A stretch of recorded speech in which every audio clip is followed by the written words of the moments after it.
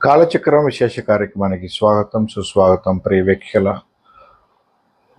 మనం ప్రతిరోజు మూలికల గురించి మనం చెబుతున్నాము. సూర్యమూలిక ఏంటి, శని మూలిక ఏంటి, మూలికల గురించి మనం ఏం చేయాలి, ఎట్లా చేయాలి, ఏ గ్రహాలు అధికంగా ఉంది, ఏ దోషం ఉంటే ఏ విధంగా అది పరిష్కారం అవుతుంది, ఆ విధంగా మనం ఇప్పుడు చూస్తున్నాము. ఖచ్చితంగా ఈనాటిన గ్రహం చంద్రగ్రహం మీ రాశి కుండలిలో మీ జాతకంలో 6, 8, 12 ఇల్లు లేదా నీచస్థానం లేదా ఖచ్చితంగా మీకు రాహుకేతు వైపు లేదా పాపగ్రహం జతలో ఉంటే కానీ ఖచ్చితంగా మీకు దోషాలు.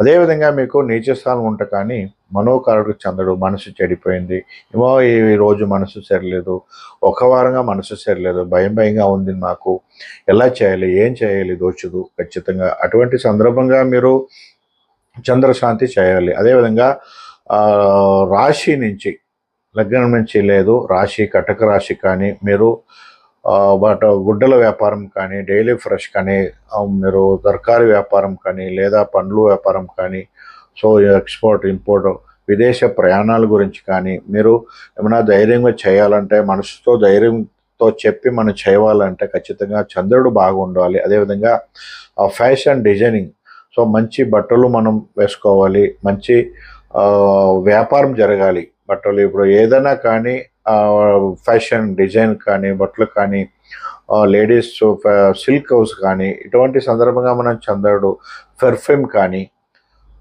అదేవిధంగా డైలీ ఫ్రెష్ ఏదన్నా కానీ, డైలీ ఫ్రెష్ బేకరీ ఫుడ్ కానీ, ఇటువంటి సందర్భంగా ఈ బిజినెస్ చేసేటువంటి వాళ్ళు ఖచ్చితంగా చంద్రగ్రహం ఆర్థికము ఎక్కువగా ఉంటుంది వాళ్ళకు.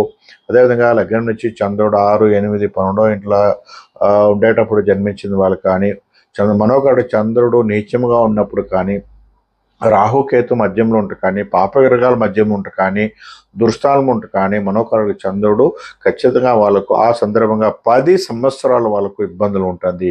అటువంటి 10 సంవత్సరాలు ఆ చంద్ర శాంతి చేయాలంటే మన ధైర్యంతో ఏ చేసినానో మనకు